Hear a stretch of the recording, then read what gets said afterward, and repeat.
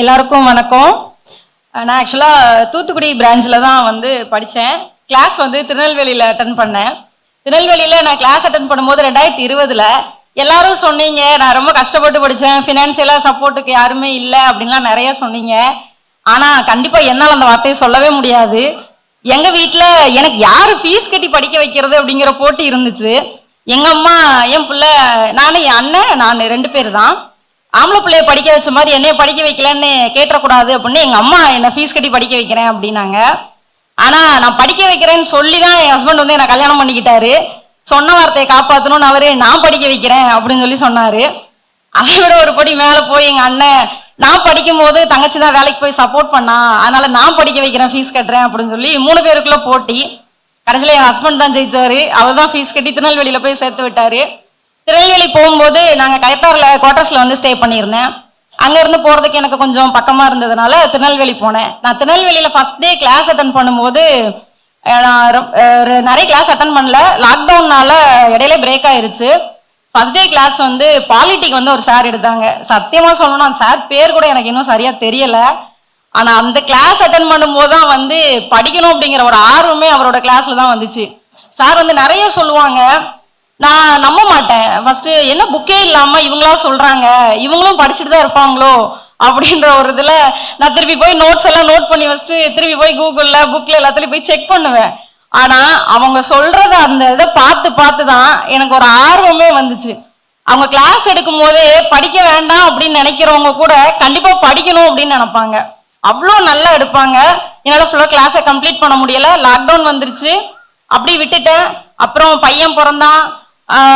கொஞ்சம் ஃபினான்ஷியலாக வீட்டில் ஹெல்ப் பண்ணணுன்றக்காக ஒரு ஃபினான்ஸுக்கே வந்து வேலைக்கு போனேன். திருப்பியும் வந்து அந்த பிரேக்கான ஜார்னியை வந்து திருப்பி ஸ்டார்ட் பண்ணது அதே என் அண்ணன் தான். அண்ணன் வந்து இல்லை, இப்போ இதுக்காக நீ ஓடுனீன்னா கடைசி வரைக்கும் உன் லைஃப்பில் இப்படியே தான் ஓடணும், உன்னால் எதுவுமே பண்ண முடியாது அப்படின்னு சொன்னாங்க. நான் முக்கியமாக படிக்கணும் அப்படின்னு ஆர்வப்பட்டதுக்கு ஒரு ரீசன் வந்து கண்டிப்பாக இதுக்கு முன்னாடி ஒரு பிரதர் சொன்ன மாதிரி சொந்தக்காரங்க தான். சொந்தக்காரங்க வந்து பொம்பளை பிள்ளைல ஏன் படிக்க வைக்கிற, பொம்பளை பிள்ளை படிச்சு என்ன பண்ண போகுது, அடுத்த வீட்டுக்கு போற பொம்பளை பிள்ளை நீ ஏன் கஷ்டப்பட்டு படிக்க வைக்கிற அப்படின்னு எங்க அப்பாவை ரொம்ப இது பண்ணாங்க. எங்க அப்பா அதே வார்த்தை எங்க அம்மா சொன்னுச்சு, ஆம்பளை பிள்ளைய மட்டும் படிக்க வச்சிட்ட, என்னை நீ அப்படியே விட்டுட்ட, நீ என் பிள்ளை கேட்டக்கூடாது, அதனால நான் படிக்க வைக்கிறேன் அப்படின்னு எங்க அம்மாவும் எங்க அப்பாவும் ரொம்ப கஷ்டப்பட்டு தான் படிக்க வச்சாங்க. ஆனா அவங்களால இன்னைக்கு என்னை கூட்டிட்டு வர முடியல. நான் தான் அவங்களால டிராவல் பண்ண முடியாதுன்ட்டு கூட்டிட்டு வரல. நல்ல சப்போர்ட் தான். சப்போர்ட்டுக்கு சொந்தக்காரங்களை கண்டிப்பா அவங்க முன்னாடி ஏதாவது யாராவது பேசும்போது எங்க அம்மா கிட்ட போய் கேட்பேன், என்னம்மா அப்படி பேசுறாங்க, நம்ம இவங்களை எதுவுமே பண்ண முடியாதா அப்படின்னு கேட்கும்போது எங்க அம்மா சொல்லும், 2 பேரும் படிச்சு வேலைக்கு போங்க, அதான் நீங்க கொடுக்குற பதிலடி அப்படின்னு சொல்லுவாங்க. அதே மாதிரி இந்த சுரேஷ் அகாடமி வந்து சும்மா வார்த்தையால சொல்லிடக்கூடாது. எங்க ஃபேமிலியில வந்து ஒரு வெறும் கல்வியை மட்டுமே வச்சு முன்னேறின ஒரு குடும்பம் அப்படின்னா எங்க ஊர்ல நாங்க அப்படிங்கிறதுல நான் ரொம்ப பெருமையா சொல்லிக்குவேன். எங்க ஊர்ல எங்க அப்பா அம்மா எங்களை கஷ்டப்பட்டு படிக்க வச்ச மாதிரி கிராமம் தான், யாருமே படிக்க வைக்கணும்னு நினைக்கல. அன்னன்னைக்கு பொழப்பதான் எல்லாருமே யோசிச்சாங்களே தவிர பிள்ளைங்களோட ஃபியூச்சரை வந்து யாருமே யோசிக்கல. அதே மாதிரி இந்த சுரேஷ் அகாடமியில ஜாயின் பண்ணி தான் என் அண்ணன் படிச்சு இன்னைக்கு ஒரு ஃபாரஸ்டரா இருக்காரு. 2019 பேட்ச். அவரோட சப்போர்ட்ல நான் படிச்சு இன்னைக்கு நான் வேலைக்கு போயிருக்கேன்.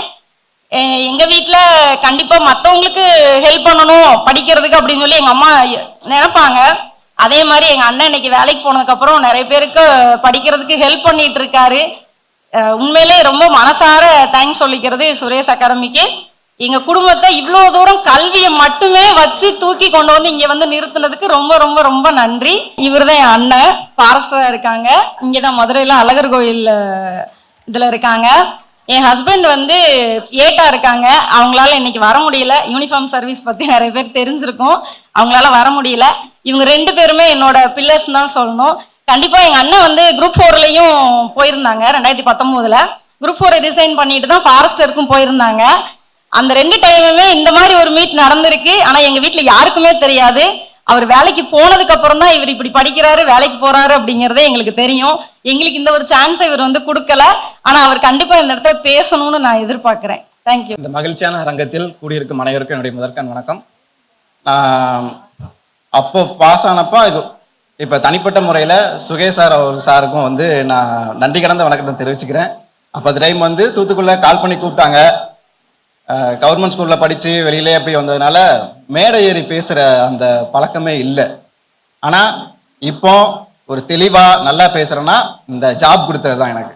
நான் அதில் ஆரம்பித்ததுலேருந்தே 2019 20 கொஞ்சம் ஸ்ட்ரகிள் பண்ணேன் பேசுறதுக்கு, டிபார்ட்மெண்ட்டில் சின்ன சின்ன ஃபங்க்ஷனில் பேசினேன். 2022 இப்போ வரைக்கும் டிபார்ட்மெண்ட் டிஸ்ட்ரிக்ட் லெவல் நடக்கிற ஃபங்க்ஷன்லையும் நான் பேசியிருக்கேன். ஸ்கூலு காலேஜு இந்த மாதிரி ஃபங்க்ஷன்லையும் போய் இருக்கும்போது டிபார்ட்மெண்ட் சார்பாக என்ன தான் கூப்பிடுவாங்க, தம்பி வந்து பேசுப்பா, நீ தான் வந்து பேசணும் அப்படின்ட்டு. அந்த இது கொடுத்தது பேஸ் கல்வியோட அந்த அடித்தளமாக நான் சுரேஷ் அகாடமியில் போய் அந்த 2017 போய் ஜாயின் பண்ணி நான் படிக்க ஆரம்பித்தேன். அதில் ஒன்று இப்போ சொல்லிக்கணும். நான் அதில் அந்த படிக்க ஆரம்பிச்சும் போது மேத்ஸ் எதுவுமே தெரியல எனக்கு. அப்போ சுகேஷ் சார் எடுக்கிற கிளாஸ் நல்லா இருக்குன்னு சொல்லுவாங்க. நான் போய் ஜாயின் பண்ணி அதில் ஒரு 3 மாதம் அப்பப்போ போவேன். சார் ரொம்ப பிஸினால எப்பமாவது கிளாஸ்க்கு வருவாங்க. அடுத்து அவர் சார் வர்ற கிளாஸை கேட்டு வைப்பேன். நான் அந்த கிளாஸ் மட்டும் போய் உள்ளே போய் உட்காந்துப்பேன். நான் மேக்ஸ் அவர் மேக்ஸிமம் கிளாஸ் 1 இயர் வரைக்கும் சார் கிளாஸை கம்பல்சரி அட்டன் பண்ணிட்டு மேக்ஸ் அட்டன் பண்ணேன். அடுத்து நான் இப்போ வரைக்கும் சொல்கிறேன் சார், மேக்ஸுக்குன்னு நான் தனியாக அந்த எக்ஸாம் கிளியர் பண்ணுறப்போ நான் படித்ததே கிடையாது. ஆனால் மேக்ஸில் ஏதாவது ஒன்று நம்ம மிஸ்டேக்னால ஏதாவது ஒன்று மிஸ் ஆகிருக்கும். அந்த மாதிரி தான் நான் விட்டுருக்கேனே தவிர மேக்ஸ்னால ரயில்வேஸ் கிளியர் பண்ணியிருக்கேன். மேக்ஸ் மட்டும்தான், ரீசனிங் இது மட்டும் சார் சொல்லி கொடுக்கறத வச்சு நான் தனியாக மேக்ஸ் நான் படித்ததே கிடையாது. தனியாக அந்த தமிழுக்கு படிக்கிறோம் செய்யணுன்ட்டு நான் அதனால தான் சொல்லுவேன் என் தங்கச்சிக்கிட்டையும், யார் டிஎன்பிசியில் படிக்கும்போது மேக்ஸ் வரல நிறைய சொல்லுவாங்க. அதே மாதிரி ஜிகே இந்த மாதிரி கஷ்டமாக இருக்கும்பாங்க. நான் குரூப் 4 கிளியர் பண்ணுறதுக்கு காரணம் சார் அந்த பேப்பர் ரீடிங் அந்த இது சொல்லி கொடுத்தது, அந்த மேக்ஸு. அந்த 2ஐயும் படிக்கும்போது நான் குரூப் 4 ஃபஸ்ட்டு எழுதும்போது அது என்னுடைய அந்த சொன்னாங்கல்ல 99% கஷ்டப்பட்டா 1% லக் இருக்குன்னு. அப்போ லக்குன்னு தான் நான் நினைக்கிறேன். என்னன்னா அந்த இதில் அந்த 1% லக்கு என்னன்னா, டிஎன்பிசி புக்கிலே கழிட்டு இருந்ததை அந்த 2018 குரூப் 4 என்ன பண்ணிட்டாங்கன்னா கம்ப்ளீட்டாக சேஞ்ச் பண்ணிட்டாங்க. ஜிகேவை புக்ஸ்ல இருந்து கிட்டத்தட்ட ஒரு 20-25% கேட்டு மீதி 70% அவுட் ஆஃப் சோர்ஸ் கேட்க ஆரம்பிச்சான் ஜிகே.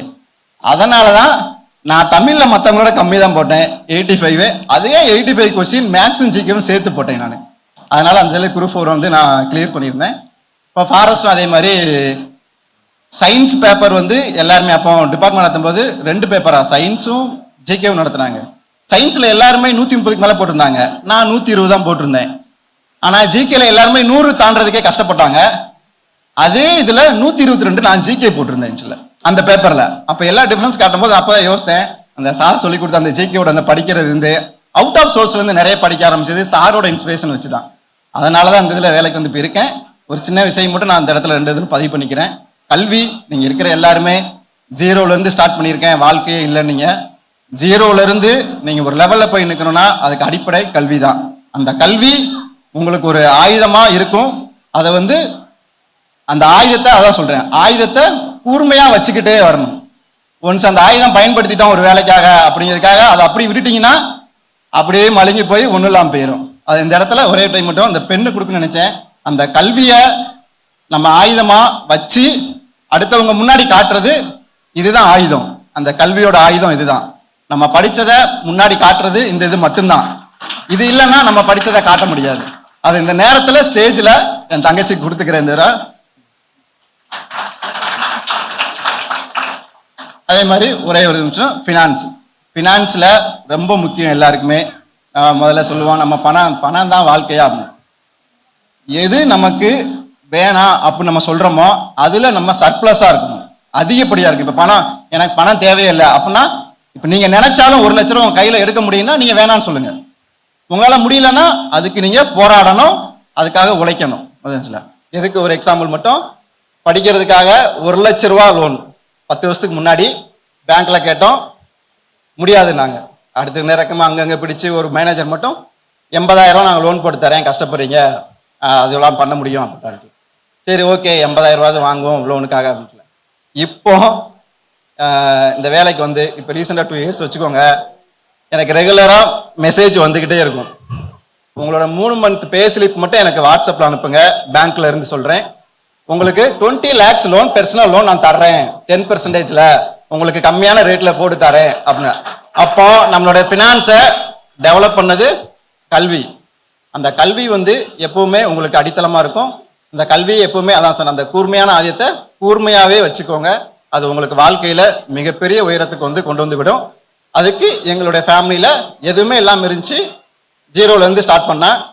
எல்லாமே தங்கச்சி மேரேஜ் எல்லாமே இந்த வேலையை வச்சு தான் பண்ணேன் நான். எல்லாமே பண்ணேன். இப்போ நல்லபடியாக இப்போ 6 வருஷம் சர்வீஸ் முடிச்சுட்டு இப்போ 7th இயரில் போயிட்டு இருக்கேன். 6 வருஷம் இந்த கொடைக்கானல் மலை அங்கே எல்லா இடமே டிபார்ட்மெண்ட் எனக்கு நான் இந்தியா தமிழ்நாட்டில் நான் 80% இடம் வந்து நான் போயிட்டேன். அது என்னன்னா இந்த ஜாப் வச்சு தான். நான் செலவு பண்ணல, கவர்மெண்ட் எனக்காக செலவு பண்ணிச்சு. எனக்காக சாப்பாடு டிரான்ஸ்போர்ட் எல்லாமே செலவு பண்ணிச்சு, தங்குறது எல்லாமே. நான் அந்த இடத்துக்கு போயிட்டு வரேன், அந்த இடத்துக்கு போயிட்டு ட்ரைனிங் முடிச்சு நான் வர்றேன். அவ்வளோதான். 80% ஏரியா நான் தமிழ்நாடு சுற்றிட்டேன். அதே மாதிரி இந்தியாலையும் நான் நார்த்தில் 3 ஸ்டேட்டு இதே ஜாப்பை வச்சு ட்ரைனிங் நான் போயிருக்கேன். அதுவும் கவர்மெண்ட் ஃபுல் செலவு எல்லாமே கவர்மெண்ட் பண்ணி கொடுத்தது தான். அதனால உங்களுக்கான கல்வி மூலமா நீங்க அடைய முடியாத இலக்கை கண்டிப்பா அடையலாம். அதுக்கான முயற்சியை மட்டும் என்னைக்கு விட்டுறாதீங்க. மிக்க நன்றி.